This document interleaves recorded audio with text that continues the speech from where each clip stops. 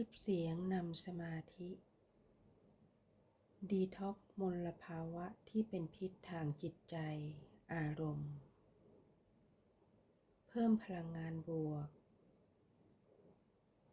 ให้กับจิตวิญญาณภายในของตนเองเพิ่มพลังงานบวกให้กับสภาวะจิตของตนเองของผู้อื่นของสรรพสิ่งของโลกของจักรวาล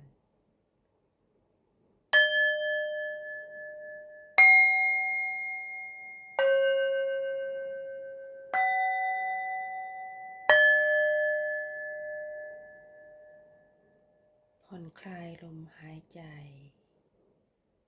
ผ่อนคลายลมหายใจสบายสบาย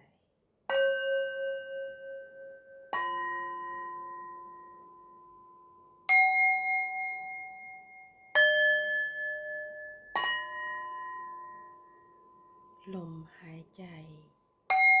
สบายผ่อนคลายผ่อนคลาย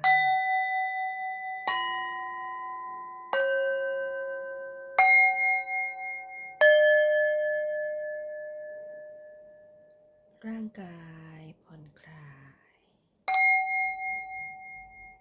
นั่งอยู่ในท่าสบาย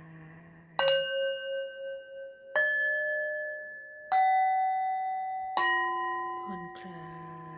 ยกล้ามเนื้อทั่วร่างกาย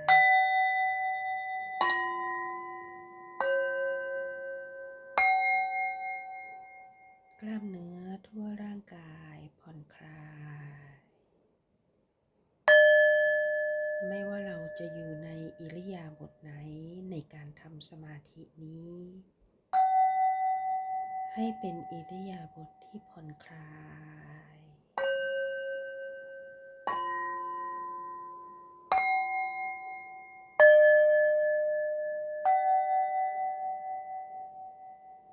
ทั่วทั้งร่างกายปลอดโปร่งโล่งสบาย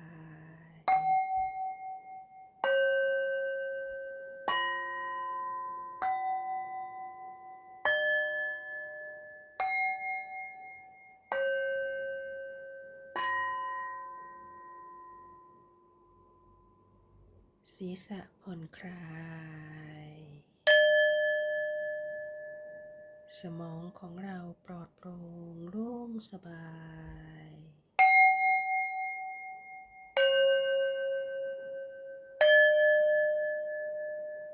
ไร้ความคิด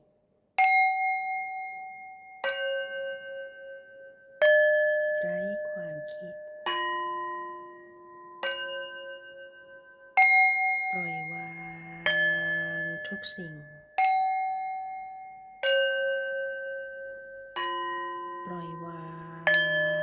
งความคิด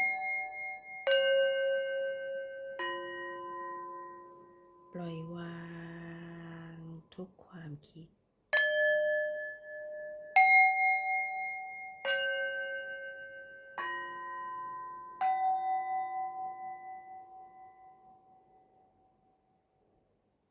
ต้นคอสบายผ่อนคลาย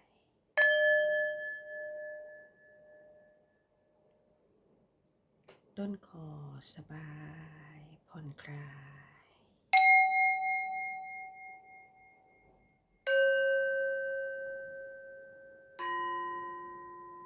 ไร้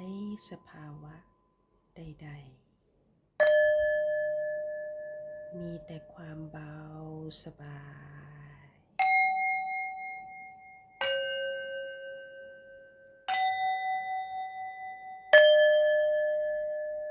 ทิ้งสภาวะ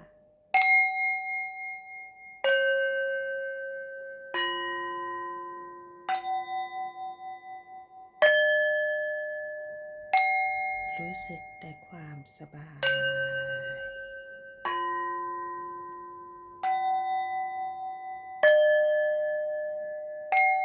รู้สึก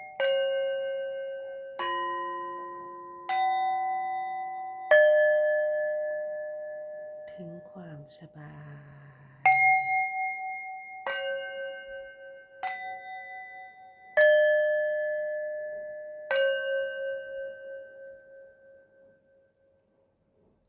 ทั่วทั้งแผ่นหลังลำตัวโล่งโปร่ง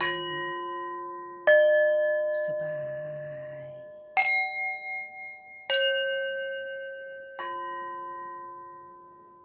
ทั่วทั้งหน้าอกผ่อนคลายเบาสบาย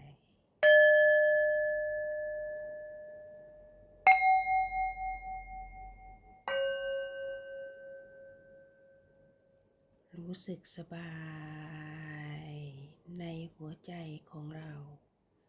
ปลอดโปร่งโล่งสบาย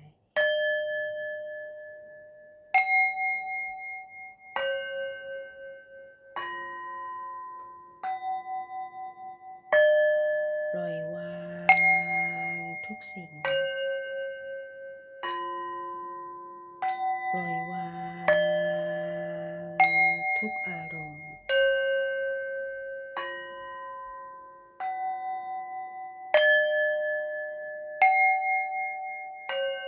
มีแต่ความสบา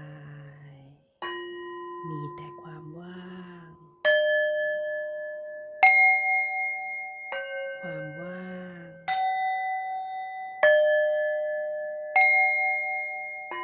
ความว่างที่ผ่อนคลาย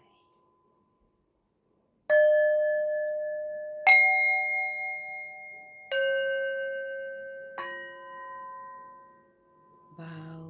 สบายทั่วทั้งหัวใจเบาโล่งโปร่งสบาย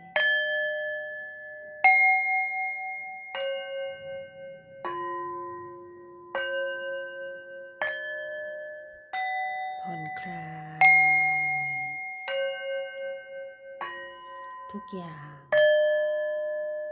เรียบร้อยดี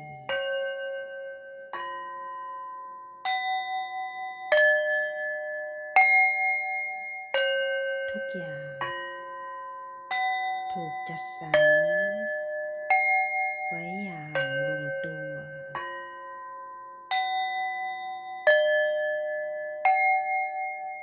ผ่อนคลายโล่งโปร่งสบาย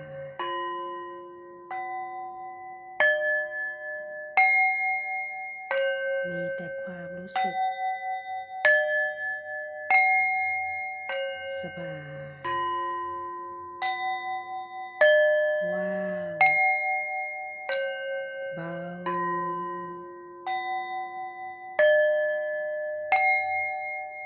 ไม่มีอะไรไม่มีอะไร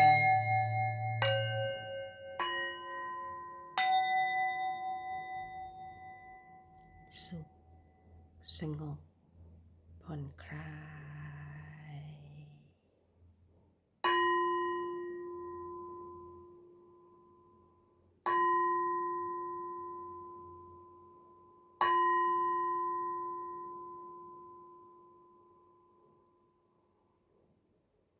รู้สึกถึงความผ่อนคลายเบาสบายทั่วทั้งร่างกาย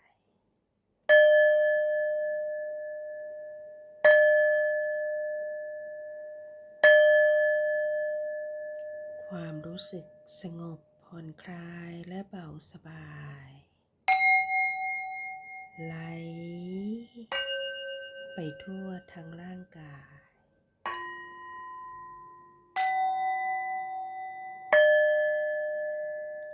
ไหลเวียนไปสู่ทุกอนูในร่างกายของเรา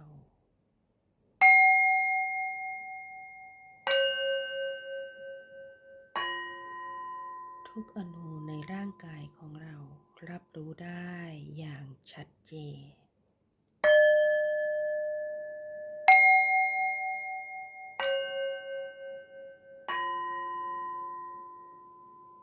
ทุกอวัยวะทุกส่วนของร่างกายลึกลงไปในทุกอนูของร่างกายรับรู้ได้ถึงความผ่อนคลายเบาสบาย อย่างชัดเจนความสุข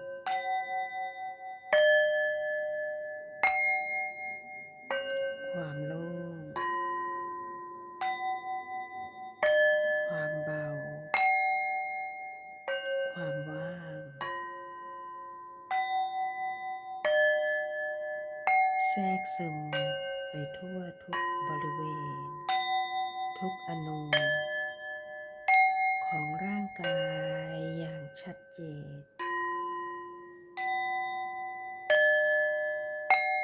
รู้สึกได้อย่างชัดเจน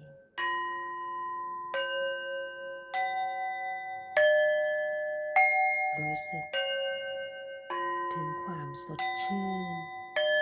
ที่ร่างกายเรากำลังได้รับเป็นคลื่นของความสุขที่แทรกซึมเข้าไปในทุกอนูของร่างกายอย่างชัดเจน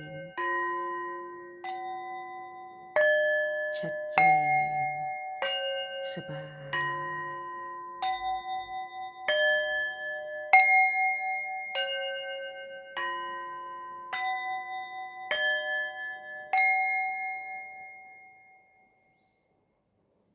แผ่ขยายความสุขในร่างกายของเรา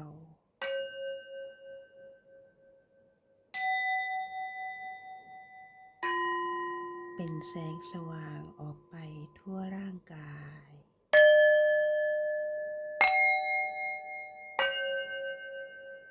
แสงสว่างแห่งความสุขและเบิกบานแผ่ขยายออกไปจนล้นออกจากร่างกายของเรา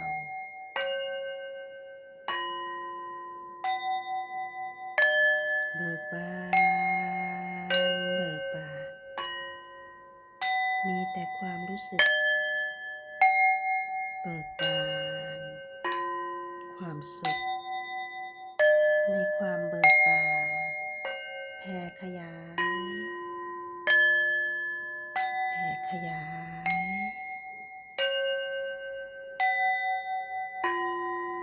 เป็นแสงสว่างกว้างออกไป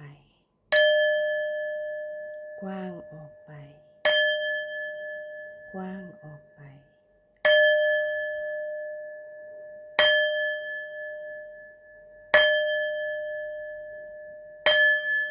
กว้างออกไปอีกสดใสและเบิกบา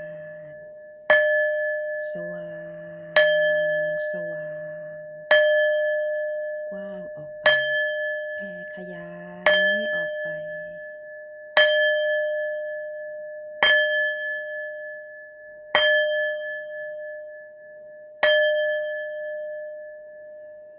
แผ่ขยายออกไป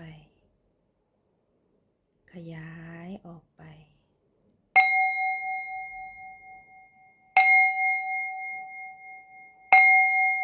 ขยายไปถึงทุกคนที่เกี่ยวข้องกับเรา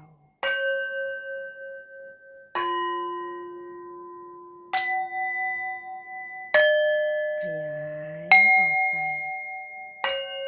สู่ครอบครัวของเราด้วยหัวใจแห่งความสุขความเบิกบาน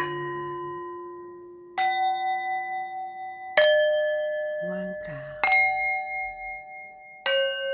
ไร้การตัดสินใดๆ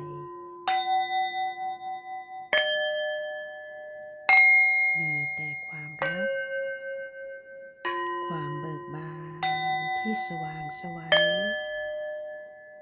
ออกไปจากหัวใจของเรา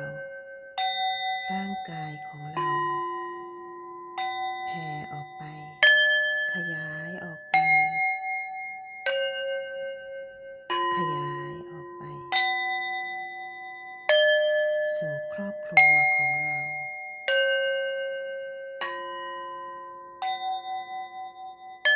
ทุกคนที่เกี่ยวข้องกับเราไร้การตัดสิน ไร้ข้อแม้ไร้เงื่อนไข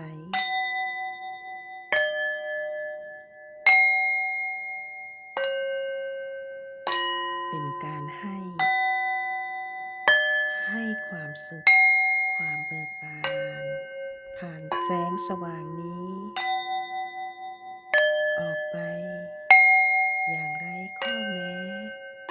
ไร้เงื่อนไข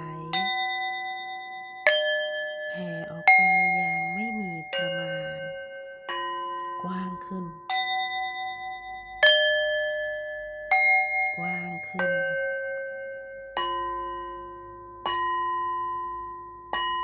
กว้างขึ้น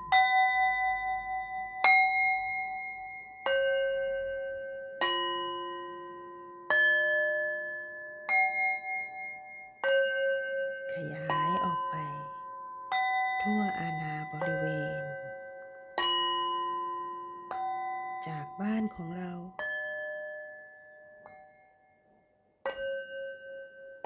ขยายออกไปให้ทั่วบริเวณ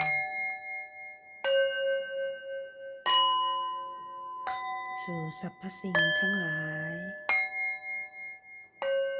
ทั้งมนุษย์ที่รู้จักก็ดีไม่รู้จักก็ได้ไร้การตัดสินไร้เงื่อนไขไร้ข้อแม้เวลานี้มีแต่ความรักความเมตตาที่บริสุทธิ์สว่างสดใสเบิกบานเบิกบานเบิกบานสว่างสว่างสว่างอย่างไม่มีวันหมดสว่างขึ้นสว่างขึ้นสว่างขึ้น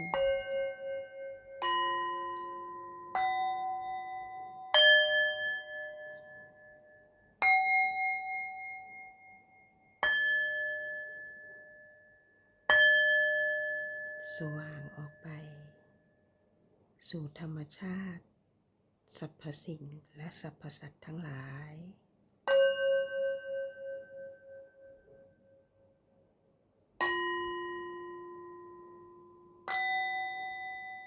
ทั่วทั้งแผ่นดินตั้งแต่สถานที่เราอยู่ไปสู่สถานอื่น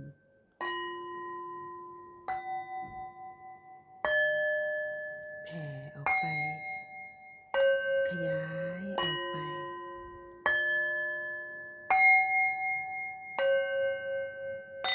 ทั่วทั้งประเทศของเราทั่วทั้งแผ่นดินของเราขยา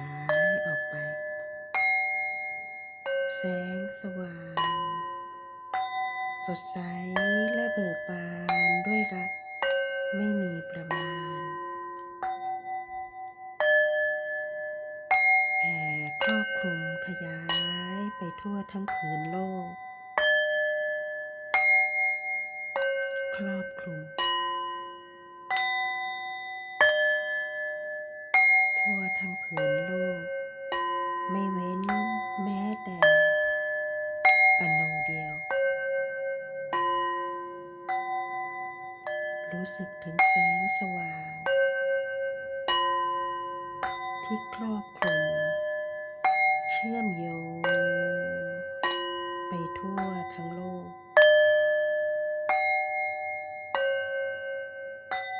ไร้เงื่อนไขไร้ข้อแม้มีแต่ความสุขความเบิกบานในหัวใจสบายสว่างสดใสและเบิกบานสู่ทุกสรรพสิ่งสู่ทุกสรรพสิ่ง เข้าสู่ทุกหัวใจบนโลกใบนี้ซึมซับเอิบอาบเข้าสู่หัวใจทุกดวง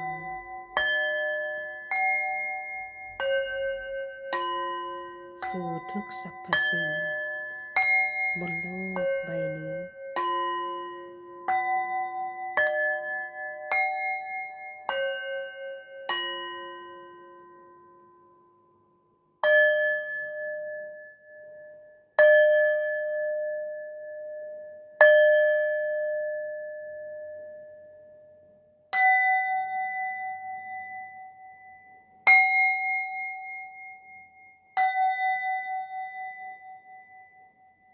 แสงสว่างเอิบอาบครอบคลุมสว่างไสวทั่วทั้งโลก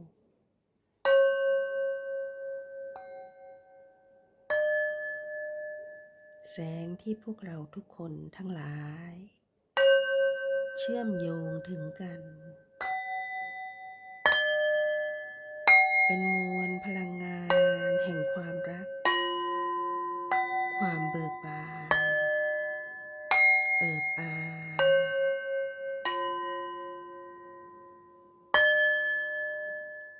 สว่างมากขึ้นครอบคลุมทั่วทั้งโลกสว่างมากขึ้นสว่าง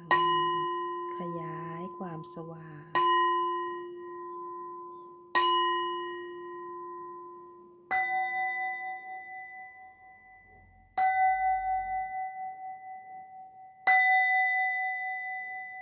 แสงสว่างแผ่ออกไปทั่วทั้ง360องศาจากโลกของเราเป็นลำแสงที่สดใสด้วยรักและเมตตาไม่มีประมาณที่บริสุทธิ์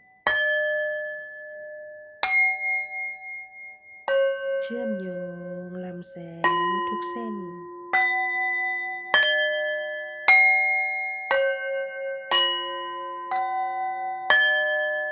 สู่จักรวาล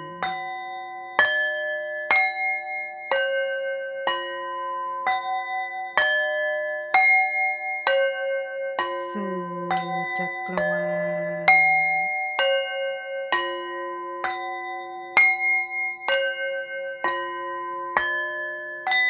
สู่จักรวาล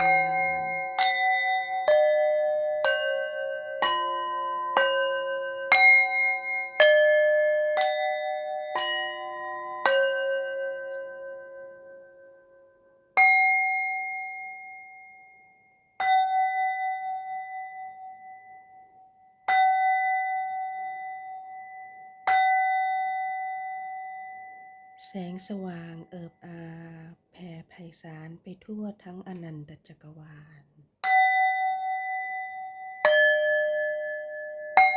เชื่อมโยงพลังงานแห่งความรักจากทุกดวงจิต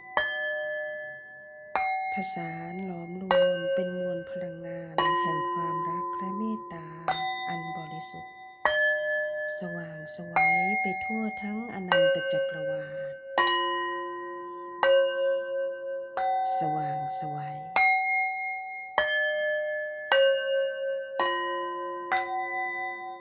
มีแต่ความสว่างไสวด้วยรักและเมตตาทั่วทั้งอนันตจักรวาล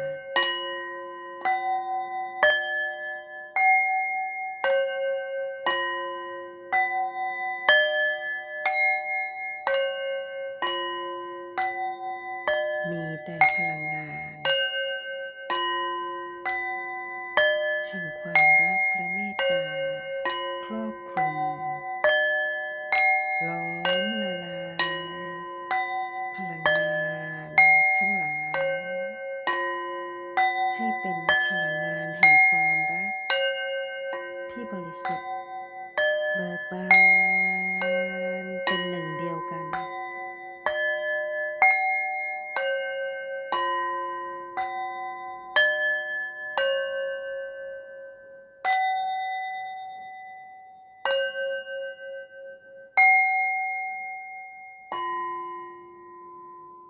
ทั่วทั้งอนันตจักรวาล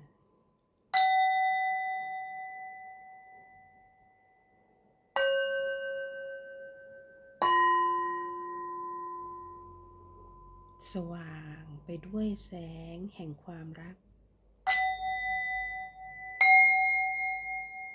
ที่บริสุทธิ์จากทุกจิตวิญญาณ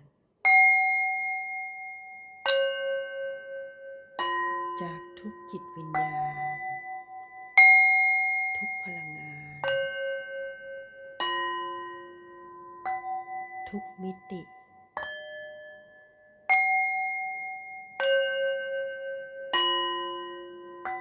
ทุกมิติผสานล้อมรวมเป็นหนึ่งเดียวกันด้วยมวลพลังงานแห่งจิตวิญญาณของความรักที่แข็งแรงแข็งแกร่ง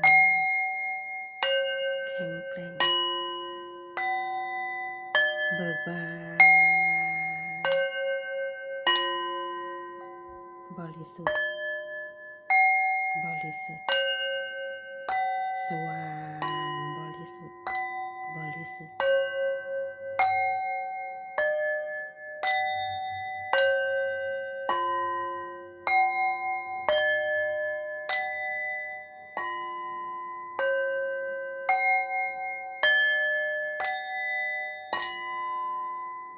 แสงสว่าง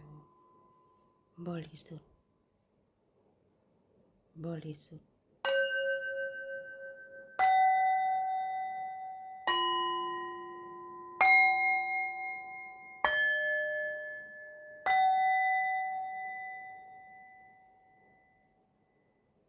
แสงสว่างทั้งหมดล้อมรวมไปทั่วทั้งอนันตจักรวาลไร้ขอบเขต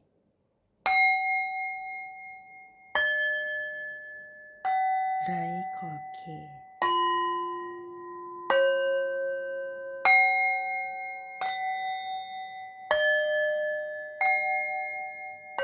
มีแต่ความรัก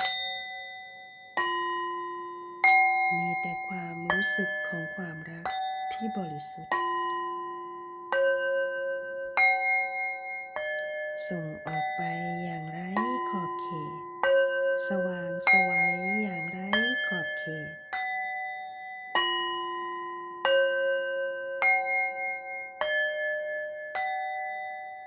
ทุกมิติ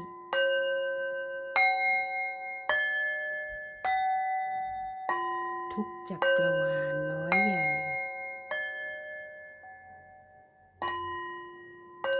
ซึมซับเอาความรัก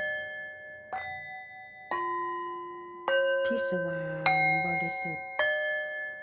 จากทุกจิตวิญญาณที่กำลังส่งมอบให้แก่กันอยู่ในขณะนี้อย่างมีความสุข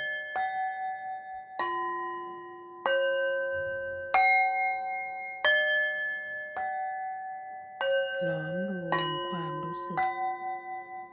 แห่งรักที่บริสุทธิ์ไปทั่วทั้งอนันตจักรวาลไร้ขอบเขตไร้ขอบเขต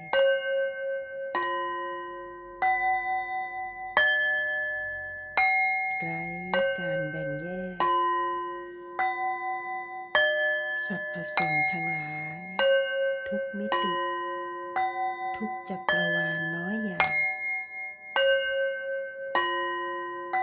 ล้วนเป็นหนึ่งเดียวกัน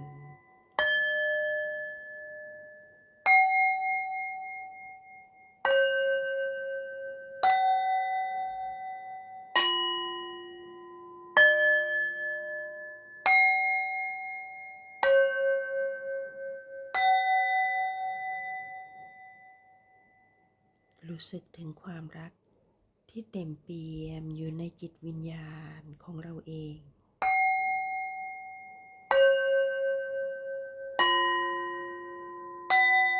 รู้สึกถึงความรักที่บริสุทธิ์ คือเมตตาไม่มีประมาณแผ่ไพศาลเป็นแสงสว่างทั่วทั้งอนันตจักรวาลเชื่อมโยงทุกจิตวิญญาณไว้ด้วยกันเชื่อมโยงทุกจิตวิญญาณไว้ด้วยกันเป็นแสงสว่างที่ส่องสว่างทั่วทุกมุม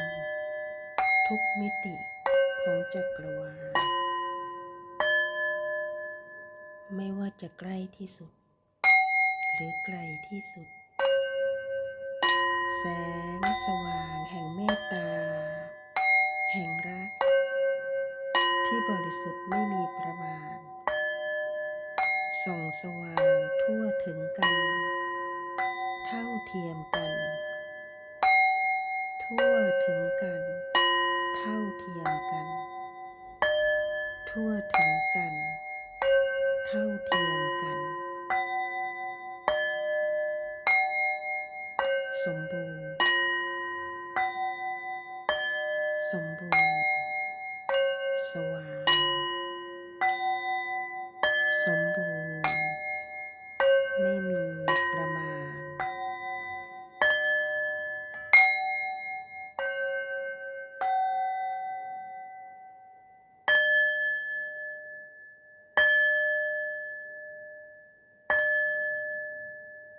รู้สึกถึงความอิ่มเอิบอิ่มเอมนั้น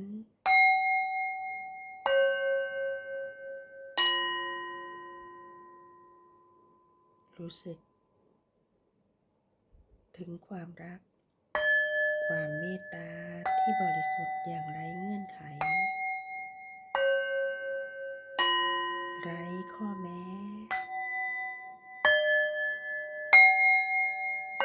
ไร้การตัดสิน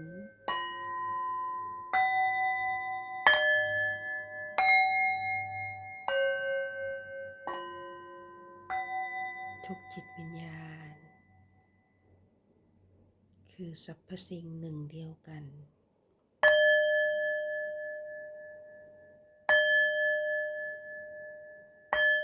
ล้อมรวมความรู้สึกของทุกจิตวิญญาณที่เป็นหนึ่งเดียวกันเป็นความรักขณะนี้เราเป็นมวลพลังงานแห่งความรักที่บริสุทธิ์ไม่มีประมาณแข็งแรงสดใส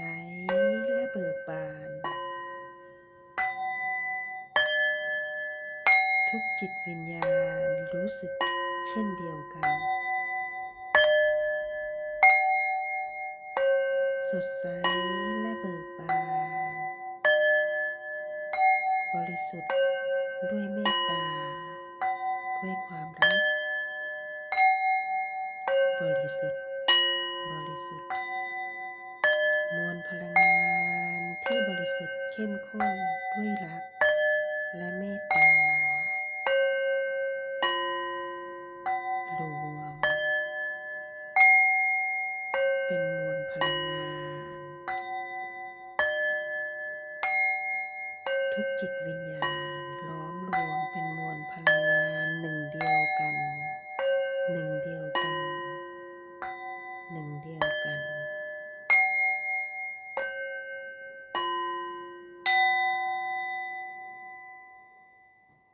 สุขสว่างสงบ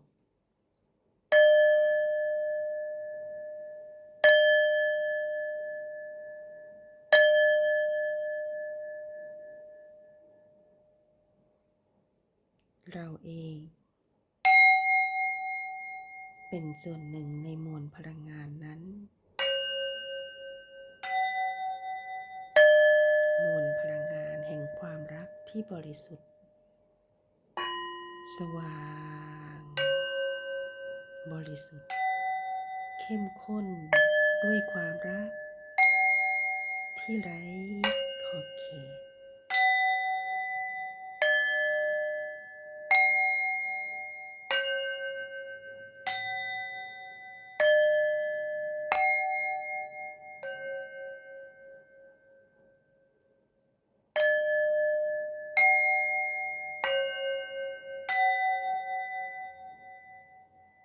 ลื่อนมวลพลังงานนั้นลงมาจากจักรวาลเคลื่อนมวลพลังงานนั้นลงมาเข้าสู่ท่อพลังงานของแต่ละคน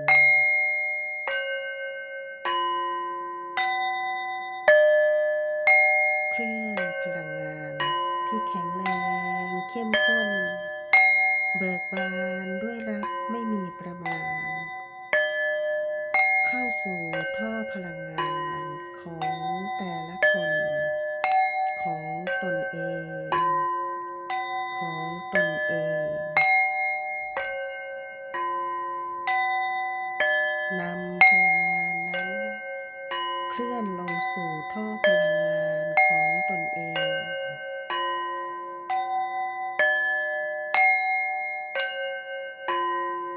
เอิบอา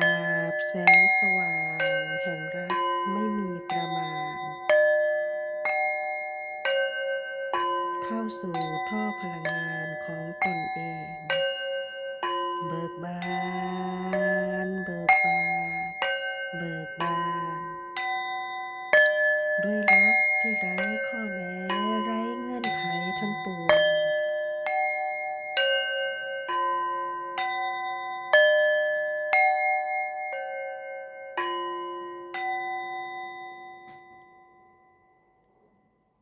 รู้สึกถึงพลังงานที่เอิบอาบเข้มข้นอยู่ในท่อพลังงานของตนเองพลังงานเคลื่อนลงสู่จักระที่7ที่6ที่5เบิกบานอยู่ที่จักระที่4คือหัวใจเบิกบานอยู่ที่จักระที่4คือหัวใจของเราเบิกบานและเบิกบาน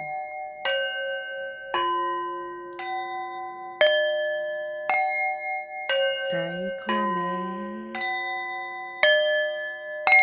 สุขเต็มเปี่ยมด้วยพลังงานแห่งรักเมตตาที่บริสุทธิ์เต็มหัวใจภายในจิตวิญญาณของเรา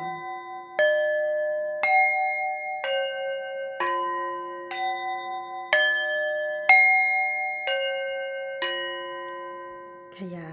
ยลงสู่จักระที่3จักระที่2จักระที่1ทั้งหมดทั้งมวลเป็นท่อพลังงาน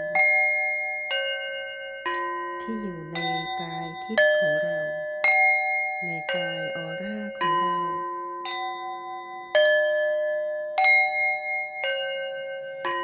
แผ่ขยายพลังงานนั้นเอิบอาบไปทั่วร่างกายของเราหัวจรดเท้าหัวจรดเท้าหัวจรดเท้าหัวใจเบิกบานอิ่มเอมอิ่มเอม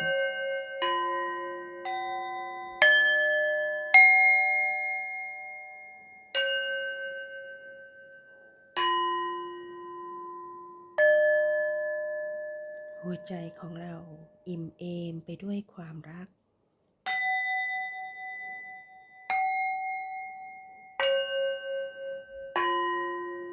ร่างกายของเราอิ่มเอมไปด้วยความรัก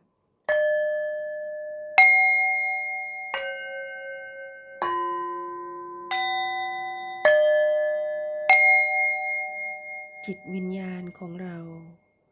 เต็มเปี่ยมอิ่มเอมไปด้วยความรัก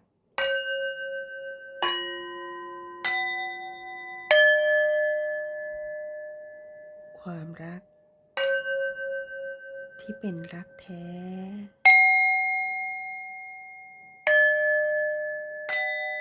เมตตาต่อตนเองและผู้อื่น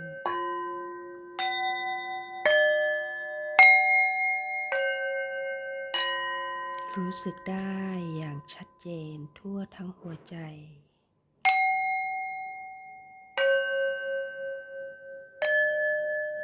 รู้สึกได้อย่างชัดเจนทั่วทั้งร่างกาย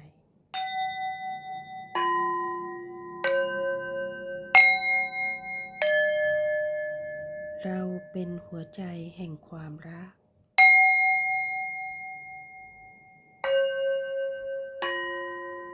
เราเป็นร่างกายแห่งความรัก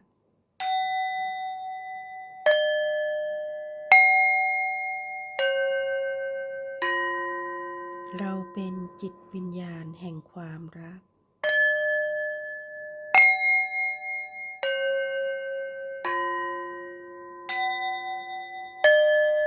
เราเป็นจักรวาลแห่งความรัก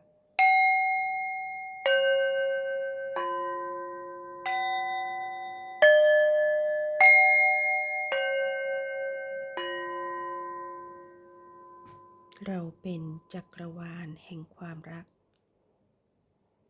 อย่างไม่มีประมาณจากจิตวิญญาณของเรา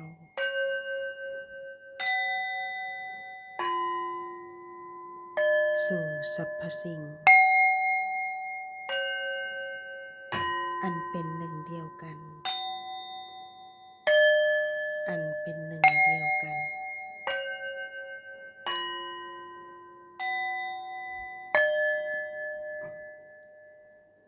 รู้สึกถึงความอบอุ่นในความรักและเมตตาในหัวใจของเราอย่างชัดเจน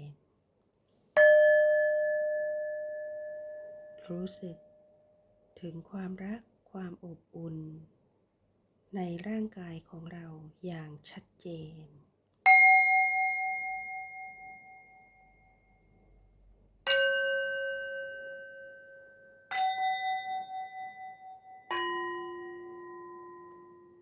รู้สึกถึงความรักที่อยู่ในหัวใจของเราทุกจังหวะการเต้นของหัวใจเราอย่างชัดเจน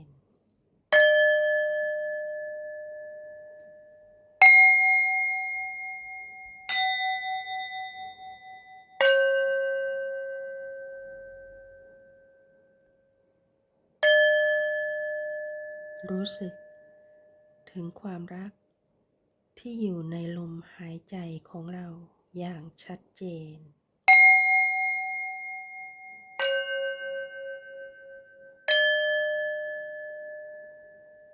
ชัดเจนในลมหายใจ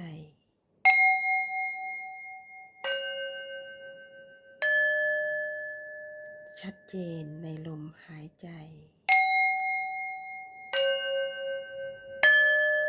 ความรักและความสุขความเบิกบานที่อยู่ในลมหายใจ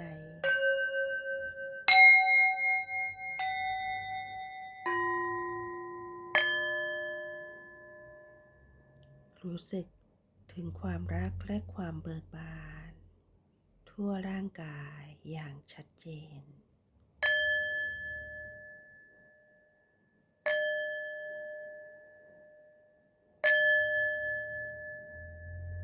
รู้สึกถึงร่างกายแห่งความรักของเราที่สัมผัสอยู่กับพื้นผิวที่นั่งหรือที่นอนอย่างชัดเจน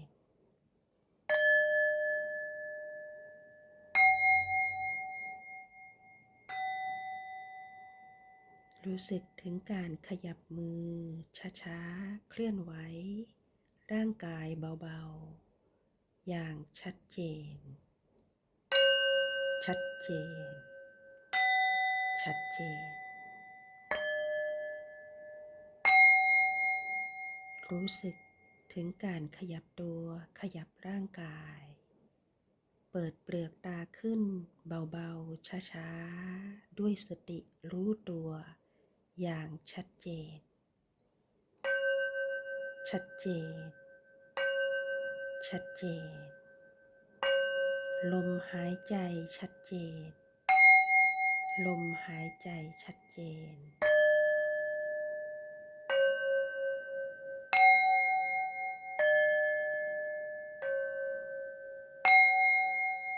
เสร็จสิ้นการทำสมาธิ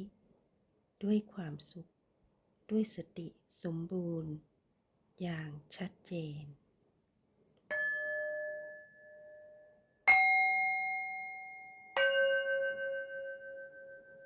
ขอให้ทุกท่านจงอยู่ในหัวใจแห่งความรักความเมตตาต่อตนเอง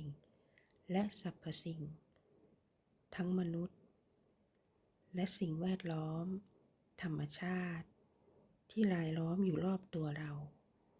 ไม่ว่าจะเป็นอะไรหรือสิ่งใดทั้งหมดล้วนเป็นหนึ่งเดียวกันกับเราล้วนมาเพื่อร่วมเรียนรู้เช่นเดียวกับเราขอให้เราจงเรียนรู้ด้วยความสุขความเข้าใจอยู่ในความรักเป็นจิตวิญญาณของความรักที่เติบโตด้วยปัญญาอันสว่างไสวด้วยลมหายใจแห่งความรักในทุกขณะจิตตลอดไปขอบพระคุณค่ะ